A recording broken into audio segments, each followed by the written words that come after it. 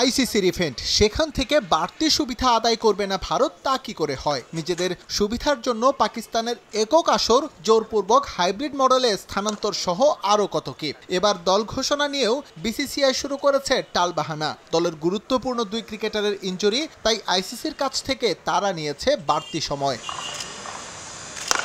Champions ট্রফির জন্য আইসিসির কাছে দল জমা দেওয়ার শেষ তারিখ ছিল 12 জানুয়ারি। তবে এখনও দল ঘোষণা করেনি ভারত। বর্ডার গাভাস্কার ট্রফিতে ইনজুরিতে পড়েছেন জসপ্রীত বুমরা। এছাড়াও চোট আছে কুলদীপ যাদবের। তাদের দলে পেতে এবার আইসিসির ডেডলাইন ভাঙল board of cricket control in India.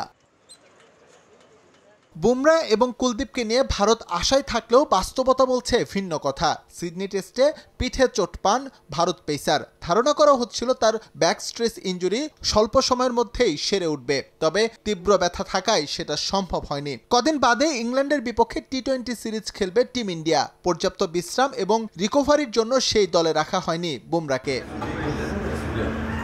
লম্বা সময় ধরে কুলদীপ যাদবের সার্ভিস পাচ্ছে না ভারত। গেল বছর নিউজিল্যান্ডের বিপক্ষে ম্যাচে গ্রোইনে চোট পান এই চায়নাম্যান বোলার। জার্মানিতে অস্ত্রোপচার করার পর এখন ভারতের ন্যাশনাল ক্রিকেট একাডেমিতে চলছে তার পুনর্বাসন। ধারণা করা হচ্ছে জানুয়ারির শেষে ফিট হয়ে উঠবেন তিনি। ইংল্যান্ডের বিপক্ষে সিরিজে খেলার সম্ভাবনাও আছে তার।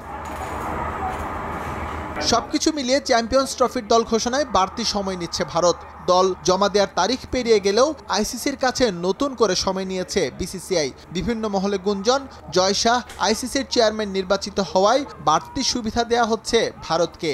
এদিকে ভারতের চ্যাম্পিয়ন্স ট্রফির দল নিয়ে প্রেডিকশন দিয়েছে বিভিন্ন গণমাধ্যম, যার প্রত্যেকটিতেই রাখা হয়েছে বুমরাহ এবং কুলদীপকে। সংযুক্ত আরব আমিরাতের কন্ডিশন বিবেচনায় এই দুইজন ভারতের জন্য খুবই গুরুত্বপূর্ণ ফ্যাক্টর। তাদের পেতে সর্বোচ্চ চেষ্টা করবে বিসিসিআই। এখন দেখার বিষয় ভারত তাদের চ্যাম্পিয়ন্স ট্রফির দল কবে ঘোষণা করে। এস এম ইকবাল, সময় সংবাদ।